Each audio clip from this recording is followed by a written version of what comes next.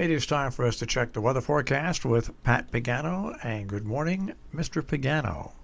Good Monday morning, everybody. And very happy to tell you that there were no surprises because back on Friday, we predicted that you get 1 to 3 inches of snow on Monday. And I didn't change it. Periods of wet snow will come in late this morning into this afternoon, mid-30s. Could it mix with a little rain? Yeah, maybe late today. But whatever it is, it ends early this evening. And then we're in the upper 20s. Now, see, you didn't change your forecast at all. But the folks over at the NWS, they're all over the place. Because I like to compare it to, I look at our forecast from you, and I go to the National Weather Service page, and I look at their forecast, then I go to their commentary. Well, once again, remember last week how I told you that 1 hour you would go to their weather page, and they would have a winter storm warning, and then it would be a winter weather advisory, then it would be gone, then it would be back. Well, there was nothing for Litchfield County up until this morning, and then they put a winter weather advisory. But basically, they're calling for the same thing that you're calling for now. They're calling for somewhere around 3 inches of snow. They don't go from the 1 to 3. They're right around 3. But it's interesting to see how their weather discussions differ from their forecast because they're updated at different times. It's pretty interesting. But your forecast is hold steady, and even the guys on the weekend saying, hey, listen, we're going to get some periods of snow, 1 to 3 inches, and congratulations. Now, that's, of course, we're giving you congratulations before it's all over. Right, you are. But still, no, it's the consistency. That's what people try to look for in a forecast. They don't want to see graphics that say, this is the thing that really gets me, Pat. If you put on any major TV station, they give you graphics, the graphics for advanced radar. How can there be advanced radar? There can't be. Well, no, because radar is a live thing. Yeah, so they give you. So it's really it's a projection. It's predictive radar, which means it has a good chance of being wrong. Yeah, but because it's just like anything else. It's not based on fact. It's based on possibility. Right. But when people see pictures of radar, they take it as fact. Yeah. It's different. True. It's different than giving a forecast saying, well, it could be 1 to 3 inches.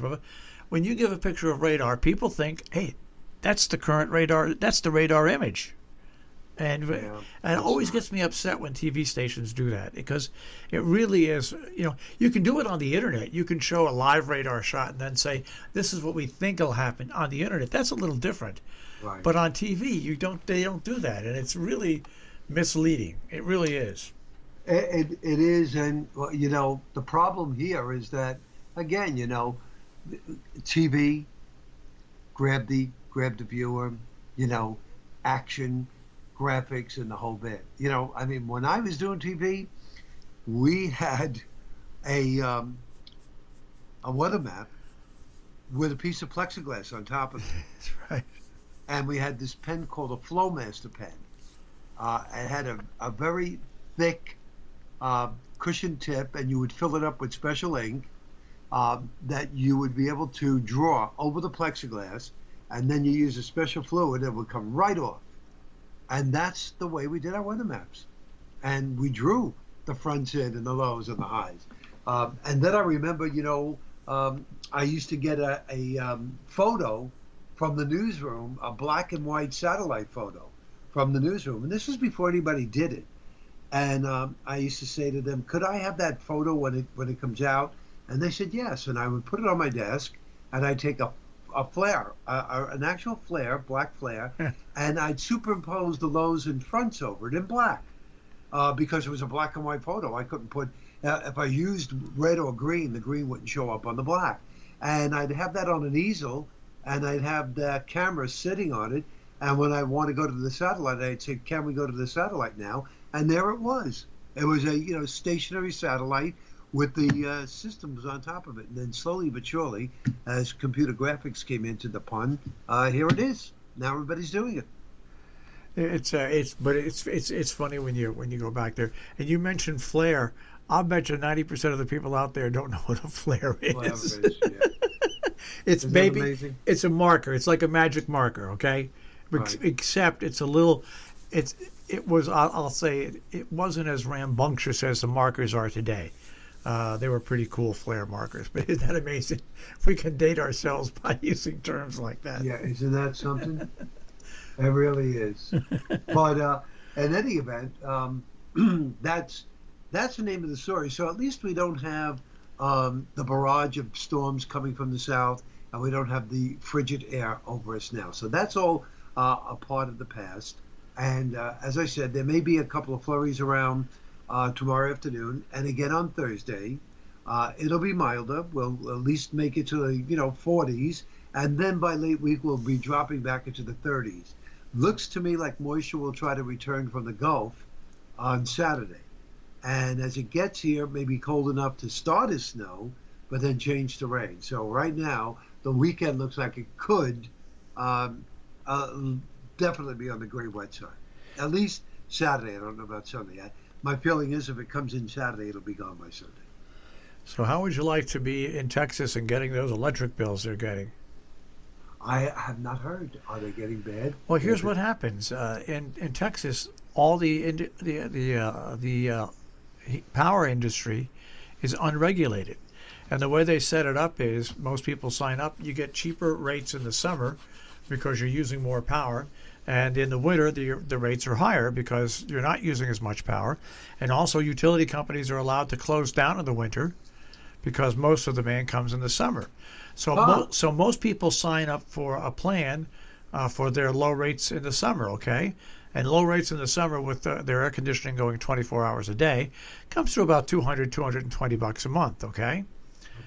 Well, the people that signed up for that, which is a majority of people in Texas, some people are receiving electric bills this month anywhere from $12,000 to $15,000. Oh, no. Do they have to pay that? Well, the governor now is saying no, but $12,000 to $15,000 electric bill.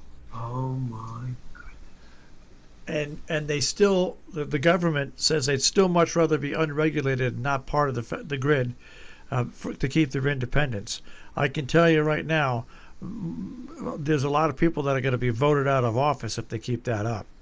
Wow. Yeah, it's absolutely amazing. It's absolutely amazing. If I ever got a $12,000 electric bill, I think I would fall down dead. I remember when the internet first started and people signed up on the telephone, and they got over the telephone, and people that use the internet a lot were paying thousands and thousands of dollars in phone bills because there was a special charge for data coming over the phone. Right, with the data. So, but just imagine you're used to getting a $245 electric bill, and all of a sudden you open up your bill, and by the way, you're without power, and you're without heat, and you've got flooding, and you've got ice, and it's like a $12,000 bill. I wonder why there's not more shootings in Texas. Goodness, that's really rough. By the way, talking about thousands, I wound up paying $1,000 for that ridiculous, stupid copyright thing.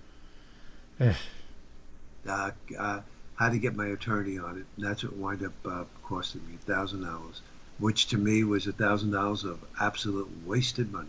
Yeah, it's kind of like the Gestapo. I always said this. The regulation agencies like this that do this, especially to small businesses, when it was an honest mistake. You're the owner of the business. You didn't do it. It's like when I posted the thing from this guy who hosted his own show, and he posted it on. He posted his information on our website. I'm the one that got whacked, not him. Right, because it was your website. I'm the one that got whacked. You didn't post that picture. Someone who worked for you did. But it was my company. Yeah, but you explained it, and you said you'd take it right down. That should be enough as a first-time offender. If you do it, if it happens again, I could see you getting whacked. But as a first-time offender, that they should just drop it when you say, you know what, that was someone who worked here. They didn't understand the rules. I took it right down. Give me a warning. Yeah. Here's your warning, and you do this again, then you'll have to pay us. No, but that's not how they work. So to me, it's a very low class operation. That's all I could say. It's why we've taken down. There's so many times we've been forced to do things and being sued. We used to on our local access TV station broadcast graduation ceremonies for the 8th grade and stuff like that, and for the high school. We don't do it anymore because they play music, and we get sued for playing their music at those things. So we stopped doing that. Don't forget it. We used to post music shows up on our on-demand page, right? We started getting cease and desist orders, so we can't do that. We can only put our talk information. There's so many little rules where people try to make money. It's really the truth. And by the way, before I forget, since this has been the time of people watching a lot of TV, I know Marshall and I have been watching movies. I did watch the movie yesterday that I just absolutely was very, very interested in.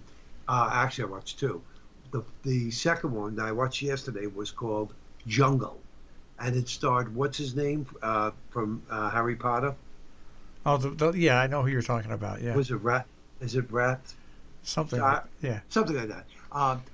It was excellent. It was really, really excellent. If you like, it's not a thriller. It's just very tense, and it's a true story about these four guys who took a trip through the jungle, and it is just an amazing, amazing story what they went through.